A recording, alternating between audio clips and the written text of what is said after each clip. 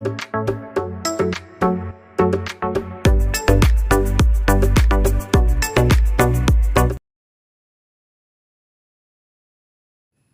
Morning, എവർക്കും study Nifty മലയാളത്തിന്റെ daily market ന്യൂസിലേക്ക് സ്വാഗതം. ഇന്ന് സെപ്റ്റംബർ 12 വ്യാഴാഴ്ചയാണ്. ആദ്യം ഗ്ലോബൽ മാർക്കറ്റുകളിൽ നിന്ന് ആരംഭിക്കാം. US മാർക്കറ്റുകൾ ശക്തമായ നിലയിലാണ് ഇന്നലെ ക്ലോസ് ചെയ്യുന്നത്. പ്രത്യേകിച്ച് നാസ്ഡാക്ക് 2% മുകളിൽ നേട്ടത്തിൽ ക്ലോസ് ചെയ്തു. ഇന്നലെ US യൂറോപ്യൻ മാർക്കറ്റുകളിൽ ഫോക്കസിൽ ഉണ്ടായിരുന്നത് IT സെക്ടർ തന്നെയായിരുന്നു. S&P 500ൽ IT sector 3.3% നേട്ടമുണ്ടാക്കി. Nvidia 8% ഉയർന്നത്. ഇതുകൊണ്ട് തന്നെ ഇന്ന് IT സെക്ടർ ഫോക്കസിൽ ഉണ്ടായിരിക്കും എന്ന കാര്യത്തിൽ തർക്കമില്ല. ഇനി ഗിഫ്റ്റ് നിഫ്റ്റിയിലേക്ക് വന്നാൽ ഇന്നലെ വൈകുന്നേരം 8 മണിയോടുകൂടി 24,850 എന്ന ലെവൽ ടച്ച് ചെയ്ത ഗിഫ്റ്റ് നിഫ്റ്റി പിന്നീട് അതിശക്തമായിട്ടാണ് തിരിച്ചു കയറിയത്. ഇപ്പോൾ ഗിഫ്റ്റ് നിഫ്റ്റി സൂചിപ്പിക്കുന്നത് 145 മുതൽ 155 പോയിന്റ്സിന്റെ ഒരു ഗ്രാൻഡ് ഗ്യാപ്പ് അപ്പ് ഓപ്പണിംഗിന് സാധ്യതയുണ്ട് എന്ന് തന്നെയാണ്. പ്രധാനപ്പെട്ട വാർത്തകളിലേക്ക് വന്നാൽ 2030 ഇന്ത്യയുടെ ഇലക്ട്രോണിക്സ് മേഖല $500 ബില്യൺ എന്ന് ശ്രീ നരേന്ദ്രമോദി പറഞ്ഞിരിക്കുന്നു. കൂടാതെ സ്റ്റീൽ വ്യവസായത്തിന് വലിയ ആശ്വാസത്തിന് വകയുള്ള ഒരു വാർത്ത കൂടി നമ്മളിവിടെ പറയുന്നുണ്ട്. മറ്റൊരു മുഖ്യമായ വാർത്തയുള്ളത് ബജാജ് IPO എല്ലാ റെക്കോർഡുകളും മറികടന്നിരിക്കുന്നു. എന്തായാലും ഇന്ന് എല്ലാവർക്കും നല്ലൊരു ദിവസം തന്നെ ആയിരിക്കട്ടെ എന്ന് ആശംസിക്കുന്നു. നമ്മുടെ വീഡിയോ ആരെങ്കിലും ലൈക്ക് ചെയ്യാൻ വിട്ടുപോയിട്ടുണ്ടെങ്കിൽ ദയവ് ചെയ്ത് വീഡിയോ ഒന്ന് ലൈക്ക് ചെയ്യുക. മാത്രമല്ല ചാനൽ സബ്സ്ക്രൈബ് ചെയ്യാത്തവർ ഇപ്പോൾ തന്നെ ചാനൽ ഒന്ന് സബ്സ്ക്രൈബ് ചെയ്യുക. ഇന്നത്തെ ഏറ്റവും പ്രധാനപ്പെട്ട കുറച്ച് വാർത്തകളിലേക്കാണ്. ആദ്യം ഇലക്ട്രോണിക് സെഗ്മെന്റിൽ വൻ വിപ്ലവമാണ് വരാൻ പോകുന്നത് എന്ന് പ്രൈം മിനിസ്റ്റർ നരേന്ദ്രമോദി ഇന്നലെ പറയുകയുണ്ടായി. 2030 ഇന്ത്യയുടെ ഇലക്ട്രോണിക്സ് മേഖല $500 ബില്യൺ എത്തുമെന്നും 6 ദശലക്ഷം തൊഴിലവസരങ്ങൾ സൃഷ്ടിക്കപ്പെടുമെന്നും പ്രധാനമന്ത്രി നരേന്ദ്രമോദി പ്രസ്താവിച്ചു. ഈ മേഖലയുടെ നിലവിലെ മൂല്യം ഏകദേശം $155 ബില്യൺ ആണ്. ആഭ്യന്തര ഉൽപ്പാദനത്തിൽ തന്നെയാണ് ശ്രദ്ധ കേന്ദ്രീകരിക്കുന്നത്. ഇന്ത്യയിൽ തന്നെ 100% ഇലക്ട്രോണിക്സ് നിർമ്മിക്കുക എന്നതാണ് ഉദ്ദേശിക്കുന്നത്. സ്മാർട്ട് ഫോൺ PLI പദ്ധതിയുടെ വിജയം അദ്ദേഹം എടുത്തു കാണിച്ചു. പ്രത്യേകിച്ച് അർദ്ധചാലക കമ്പനികൾക്ക് ഇന്ത്യയിൽ നിക്ഷേപം നടത്താനുള്ള ശരിയായ സമയം ഇതുതന്നെയാണ് എന്ന് അദ്ദേഹം ഊന്നി പറയുകയുണ്ടായി. ഇനി സെമി കണ്ടക്ടർ മേഖലയിൽ വലിയ വികസനമാണ് വരാൻ പോകുന്നത് എന്നുള്ള സൂചനകളും അദ്ദേഹം നൽകുകയുണ്ടായി. സെമി കണ്ടക്ടർ വികസനത്തിന് വേണ്ടി കൂടുതൽ ഉത്തേജിപ്പിക്കുന്നതിനായി അടുത്ത 3 മുതൽ 4 മാസത്തിനുള്ളിൽ ഒരു പുതിയ സെമികോൺ 2.0 സ്കീം അദ്ദേഹം പ്രഖ്യാപിക്കും എന്നും അറിയിച്ചു. ഏതായാലും ഇലക്ട്രോണിക്സ് മേഖലയെ സംബന്ധിച്ച് വളരെ പ്രധാനപ്പെട്ട ഒരു വാർത്ത തന്നെയാണിത്. മാത്രമല്ല ഇതുമായി ബന്ധപ്പെട്ട് ധാരാളം കമ്പനികൾ ഫോക്കസിൽ വരാനുള്ള സാധ്യതയുണ്ട്. പ്രത്യേകിച്ച് Bharat electronics, Dixon technologies, Tata Elxsi, L&T technologies തുടങ്ങിയവ. ഇതിനോടൊപ്പം പറഞ്ഞു പോകേണ്ട മറ്റൊരു കാര്യമുള്ളത് L&Tയുടെ സെമി കണ്ടക്ടർ നിക്ഷേപത്തെക്കുറിച്ചാണ്. L&T അനുബന്ധ സ്ഥാപനമായ L&T സെമി കണ്ടക്ടർ അടുത്ത 3 വർഷത്തിനുള്ളിൽ $300 ദശലക്ഷം ഇന്ത്യയിൽ ഒരു അർദ്ധചാലക പദ്ധതിയിൽ നിക്ഷേപിക്കാൻ പദ്ധതിയിടുന്നു എന്നൊരു വാർത്ത വരുന്നു. അപ്പോൾ ഇന്ന് L&T ഫോക്കസിൽ ഉണ്ടായിരിക്കും. അടുത്തതായി സ്റ്റീൽ വ്യവസായത്തെ സംബന്ധിച്ച് വളരെ പോസിറ്റീവായ വാർത്തയാണ്. ചൈനയിൽ നിന്നും വിയറ്റ്നാമിൽ നിന്നുമുള്ള വെൽഡഡ് സ്റ്റെയിൻലെസ് സ്റ്റീൽ പൈപ്പുകളുടെയും ട്യൂബുകളുടെയും സബ്സിഡി തീരുവ സർക്കാർ വർദ്ധിപ്പിക്കുന്നു. 2024 സെപ്റ്റംബർ 10 മുതലാണ് ഇത് പ്രാബല്യത്തിൽ വരിക. വിയറ്റ്നാമിൽ നിന്നുമുള്ള ഇറക്കുമതിക്ക് 12%, ചൈനയിൽ നിന്നുള്ളതിന് 30% ഡ്യൂട്ടി ചുമത്തുക. ഇന്ത്യൻ സ്റ്റീൽ വ്യവസായം നേരിടുന്ന വെല്ലുവിളിയെക്കുറിച്ച് കഴിഞ്ഞ സെപ്റ്റംബർ 4 നമ്മൾ പ്രീ മാർക്കറ്റ് വീഡിയോയിൽ പറഞ്ഞതാണ്. ഏപ്രിൽ മുതൽ ജൂലൈ വരെയുള്ള കാലയളവിൽ ഇന്ത്യയിലേക്കുള്ള ഏറ്റവും വലിയ സ്റ്റീൽ കയറ്റുമതി ചൈനയിൽ നിന്നായിരുന്നു. ഇന്ത്യയിലെ സ്റ്റീൽ വില 3 വർഷത്തിനിടയിലെ ഏറ്റവും താഴ്ന്ന നിലയിലാണ് ഇപ്പോൾ ഉള്ളത്. ഏതായാലും ഇത് സ്റ്റീൽ സെക്ടറിനെ സംബന്ധിച്ച് വളരെ പോസിറ്റീവായിട്ടുള്ള വാർത്തയാണ്. പ്രത്യേകിച്ച് JSW സ്റ്റീൽ, ടാറ്റ സ്റ്റീൽ തുടങ്ങിയ പ്രമുഖ സ്റ്റീൽ കമ്പനികൾക്ക് പോസിറ്റീവ് ആവാൻ സാധ്യതയുള്ള ഒരു വാർത്ത കൂടിയാണിത്. അടുത്തതായി IPO സെഗ്മെന്റിൽ ബജാജ് ഹൗസിംഗ് ഫിനാൻസ് പുതിയ റെക്കോർഡ് ഇട്ടിരിക്കുന്നു. 3.2 ലക്ഷം കോടിയിലധികം മൂല്യമുള്ള ബിഡുകൾ സ്വീകരിച്ച് ബജാജ് ഹൗസിംഗ് ഫിനാൻസ് IPO ചരിത്രത്തിലെ എല്ലാ റെക്കോർഡുകളും തിരുത്തി കുറിച്ചു. 3000 കോടി രൂപയുടെ IPOയ്ക്ക് 1.5 ലക്ഷം കോടിയിലധികം രൂപയുടെ ബിഡുകൾ ലഭിച്ച ടാറ്റ ടെക്നോളജീസിന്റെ പേരിലായിരുന്നു മുൻ റെക്കോർഡ്. ബജാജ് ഹൗസിംഗ് ഫിനാൻസ് NSEയിലും BSEയിലും ലിസ്റ്റ് ചെയ്യുന്നത് സെപ്റ്റംബർ 16 തിങ്കളാഴ്ചയാണ്. പ്രധാനപ്പെട്ട കമ്പനികളുടെ കുറച്ച് സ്റ്റോക്ക് ന്യൂസിലേക്കാണ്. ആദ്യം NBCC എന്ന കമ്പനിയാണ്. NBCC MTNL Mahanagar telephone Nigam ലിമിറ്റഡുമായി ഒരു കരാറിൽ ഏർപ്പെട്ടു. 1600 കോടി രൂപയുടേതാണ് കരാർ. അടുത്തത് ഹസൂർ മൾട്ടി പ്രൊജക്ട്സ് എന്ന കമ്പനിയാണ്. നാഷണൽ ഹൈവേ അതോറിറ്റി ഓഫ് ഇന്ത്യയിൽ നിന്ന് പുതിയ ഒരു വർക്ക് ഓർഡർ കമ്പനിക്ക് ലഭിച്ചിരിക്കുന്നു. 2.59 കോടി രൂപയുടേതാണ് വർക്ക് ഓർഡർ. അടുത്ത ഒരു കമ്പനി നസാറ ടെക്നോളജീസ് ആണ്. ജെറ്റ്സ്റ്റാൻ ടെക്നോളജീസ് PTയുടെ 15.86% ഓഹരികൾ ഏറ്റെടുക്കുന്നതിനായി കമ്പനി പ്രഖ്യാപിച്ചു. അടുത്തത് രാമകൃഷ്ണ ഫോർജിങ്സ് എന്ന കമ്പനിയാണ്. ഗ്ലോബ് ഓഫ് ഇന്ത്യ സർവീസസ് ലിമിറ്റഡിന്റെ 100% ഇക്വിറ്റി ഓഹരികൾ യാത്ര ഓൺലൈൻ ലിമിറ്റഡ് കമ്പനി SPA നിബന്ധനകൾ പ്രകാരം 128 കോടി രൂപയ്ക്ക് വിറ്റതായി കമ്പനി അറിയിച്ചു. ഇന്ന് F&O സെഗ്മെന്റിൽ ബാനായ സ്റ്റോക്കുകൾ Aarti industries, ABFRL, Balrampur Chini mills, Bandhan bank, Chambal fertiliser, Hind copper, RBL bank തുടങ്ങിയവയാണ്. ഇന്നത്തെ ഏറ്റവും പ്രധാനപ്പെട്ട കുറച്ച് വാർത്തകളാണ് നമ്മളിവിടെ ഷെയർ ചെയ്തിരിക്കുന്നത്. ഇനി നമ്മുടെ ലൈവ് സെഷൻ ആരംഭിക്കുന്നത് രാവിലെ 11 മണിയോടുകൂടിയാണ്. 3:30 വരെ ലൈവ് ഉണ്ടായിരിക്കും. ഇനി സ്റ്റുഡൻസിന് നമ്മുടെ ഈ ലൈവ് സെഷൻ കാണാൻ സാധിക്കുന്നില്ല എങ്കിൽ വിഷമിക്കേണ്ട കാര്യമില്ല. തൊട്ടുമുകളിൽ നമ്മളിവിടെ ഒരു വാട്സപ്പ് നമ്പർ നൽകിയിട്ടുണ്ട്. ആ നമ്പറിൽ മെസ്സേജ് അയച്ചതിന് ശേഷം നിങ്ങളുടെ എഡ്യൂക്കേഷണൽ ടെലഗ്രാം ചാനലിൽ ജോയിൻ ചെയ്യാവുന്നതാണ്. അതുവഴി എല്ലാ എഡ്യൂക്കേഷണൽ വ്യൂസും നിങ്ങൾക്ക് അവിടെ നിന്ന് ലഭിക്കുന്നതുമാണ്. ഇനി സ്റ്റോക്ക് മാർക്കറ്റിനെ കുറിച്ച് കൂടുതലായി അറിയണം, പഠിക്കണം എന്നൊക്കെ ഉണ്ടെങ്കിൽ ഇതേ നമ്പറിൽ തന്നെ നിങ്ങൾക്ക് മെസ്സേജ് അയച്ച് ഞങ്ങളുടെ എഡ്യൂക്കേഷണൽ പ്രോഗ്രാമിൽ ജോയിൻ ചെയ്യാവുന്നതുമാണ്. ഇന്നലെ മാർക്കറ്റിൽ സംഭവിച്ച ഏറ്റവും പ്രധാനപ്പെട്ട കുറച്ച് കാര്യങ്ങളിലേക്ക്. ഇന്നലത്തെ പ്രീ മാർക്കറ്റിൽ നമ്മൾ പറഞ്ഞതുപോലെ ഒരു കൺസോൾട്ടേഷനുള്ള സാധ്യതകൾ ഉണ്ട് എന്ന് പറഞ്ഞിരുന്നു. അതുപോലെ തന്നെ നിഫ്റ്റി ഇന്നലെ ഇടിയുകയുണ്ടായി. മാർക്കറ്റുകൾ നെഗറ്റീവിൽ ക്ലോസ് ചെയ്തപ്പോഴും FMCG സെക്ടർ പോസിറ്റീവിലാണ് ക്ലോസ് ചെയ്തത്. FMCG ഫാർമ സെക്ടറുകൾ റെക്കോർഡ് ഹൈ ആണ് ഇന്നലെ ടച്ച് ചെയ്തത്. Varun beverage, united spirits, Britannia എന്നിവ 1 മുതൽ 3% വരെ ഉയർന്നു. ആന്റിക് ബ്രോക്കേജ് അപ്ഗ്രേഡിനെ തുടർന്ന് സെഞ്ചുറി ടെക്സ്റ്റൈൽസ് 8% ഉയർന്നു. ബജാജ് ഓട്ടോ 4%, ഏഷ്യൻ പെയിന്റ്സ് ഇന്നലെ 2% ഉയർന്നു. നിഫ്റ്റിയിലേക്ക് 24,918 122 പോയിന്റ്സ് ഇടിഞ്ഞാണ് നിഫ്റ്റി ക്ലോസ് ചെയ്യുന്നത്. നിഫ്റ്റി പോസിറ്റീവ് നോട്ടിൽ ആരംഭിച്ചെങ്കിലും പിന്നീട് സെല്ലിംഗ് പ്രഷർ, അതായത് നമ്മൾ ഇന്നലെ പറഞ്ഞ 25,100 150 ലെവൽ ക്രൂഷ്യൽ ആയിട്ടുള്ള ഒരു റെസിസ്റ്റൻസ് ഏരിയ തന്നെയാണ് എന്ന് ഇന്നലെ കാണാൻ കഴിഞ്ഞു. അവിടെ നിന്നാണ് ഒരു സെല്ലിംഗ് പ്രഷർ ആരംഭിക്കുന്നത്. ഡെയിലി ഹവർലി മൊമെന്റം ഇൻഡിക്കേറ്ററുകൾ വ്യത്യസ്ത സിഗ്നലുകൾ കാണിക്കുന്നത് ഒരു കൺസോൾട്ടേഷന്റെ സൂചന തന്നെയാണ്. നിഫ്റ്റി 25,000 താഴെയായിട്ടാണ് ഇന്നലെ ക്ലോസ് ചെയ്യുന്നത്. അത് ഒരു നെഗറ്റീവ് ഫാക്ടർ തന്നെയാണ്. എന്നിരുന്നാലും ഡൗൺ സൈഡിൽ 24,800 മുതൽ 24,850 വരെയുള്ള ലെവൽ ഒരു വളരെ ക്രൂഷ്യൽ ആയിട്ടുള്ള ലെവൽ തന്നെയാണ്.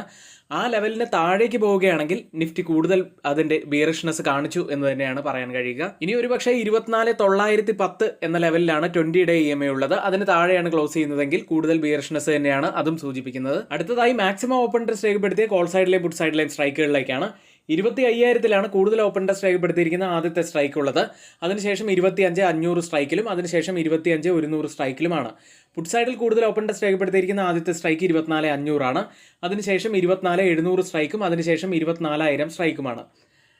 ഓപ്പൺ ഇൻട്രസ്റ്റ് ഡാറ്റ പ്രകാരം ഒരു റെസിസ്റ്റൻസ് ആവാൻ സാധ്യതയുള്ളത് ക്രൂഷ്യൽ ആയിട്ടുള്ള സൈക്കോളജിക്കൽ ലെവലായിട്ടുള്ള 25,000 ആണ്. ഡൗൺ സൈഡിൽ പ്രധാനപ്പെട്ട ഒരു ലെവലാവാൻ സാധ്യതയുള്ളത് 24,700 അടുത്തതായി change in open interest data കൂടി ഒന്ന് പരിശോധിക്കാം. അതുവഴി ബുൾസിനാണോ ബിയേഴ്സിനാണോ ഇപ്പോൾ മാർക്കറ്റ് കൂടുതലായി സപ്പോർട്ട് ചെയ്യുന്നത് എന്ന് കൂടി ഒന്ന് നോക്കാം. ആദ്യം 24,900 സ്ട്രൈക്കിൽ 5% വർധനവ് മാത്രമാണ് പുട്ട് സൈഡിലുള്ളത്. ഒരു ചെറിയ ലോങ് ബിൽഡപ്പ് മാത്രമാണ്. കോൾ സൈഡിൽ 147% വർധനവ്, ഒരു കുറച്ചുകൂടി ശക്തമായ ഒരു ഷോർട്ട് ബിൽഡപ്പ്. അടുത്തത് 24,850 സ്ട്രൈക്കിൽ 48% വർധനവ്, പുട്ട് സൈഡിൽ ഒരു ലോങ് ബിൽഡപ്പ്. 62% മാത്രം വർധനമാണ് കോൾ സൈഡിൽ കാണുന്നത്. ഒരു കുറച്ചുകൂടി താരതമ്യേന വർദ്ധിച്ച ഒരു ഷോർട്ട് ബിൽഡപ്പാണത്. അടുത്തതായി 24,950 7% വർധനവ്, പുട്ട് സൈഡിൽ ലോങ് ബിൽഡപ്പ്. എന്നാൽ 381% വളരെ ശക്തമായ ഒരു ഷോർട്ട് ബിൽഡപ്പാണ് കോൾ സൈഡിൽ കാണുന്നത്. ബാങ്ക് നിഫ്റ്റിയിലേക്ക് 50,010 262 പോയിന്റ്സ് ആണ് ബാങ്ക് നിഫ്റ്റി ഇന്നലെ ഇടിഞ്ഞത്. നിഫ്റ്റിയുമായി കമ്പയർ ചെയ്യുമ്പോൾ ബാങ്ക് നിഫ്റ്റിയാണ് കൂടുതൽ വീക്ക് ആയിട്ടുള്ളത്. ബാങ്ക് നിഫ്റ്റി 20-day EMAക്ക് താഴെയായിട്ടാണ് ട്രേഡ് ചെയ്യുന്നത്. മാത്രമല്ല 50-day EMA ഉള്ളത് 50,950 എന്ന ലെവലിലാണ്. അതിന് താഴെയായിട്ട് ക്ലോസ് ചെയ്യുകയാണെങ്കിൽ കൂടുതൽ ബിയറിഷ്നെസ് തന്നെയാണ് അതും സൂചിപ്പിക്കുന്നത്.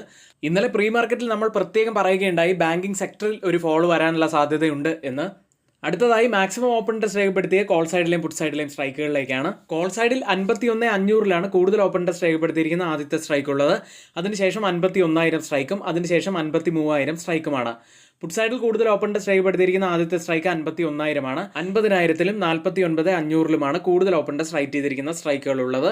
ഓപ്പൺ ഇൻട്രസ്റ്റ് ഡാറ്റ പ്രകാരം ഒരു റെസിസ്റ്റൻസ് ആവാൻ സാധ്യതയുള്ളത് 51,500, സപ്പോർട്ട് ആവാൻ സാധ്യതയുള്ളത് 50,000. ഇന്ത്യ വിക്സിലേക്ക് 13.63 2% ഉയർന്നാണ് ഇന്ത്യ വിക്സ് ഇന്നലെ ക്ലോസ് ചെയ്യുന്നത്. തുടർച്ചയായ 2 ദിവസങ്ങളിലും ഇന്ത്യ വിക്സ് ഇടിയുകയായിരുന്നു. ഏകദേശം 13% മുകളിൽ ഇന്ത്യ വിക്സ് ഇടിഞ്ഞിരുന്നു. അതിനുശേഷമാണ് ഇന്നലെ 2% അടുത്ത് ഉയർന്നത്. ഗ്ലോബൽ മാർക്കറ്റ് സെഗ്മെന്റിൽ ആദ്യം FIDA ആക്ടിവിറ്റിയാണ്.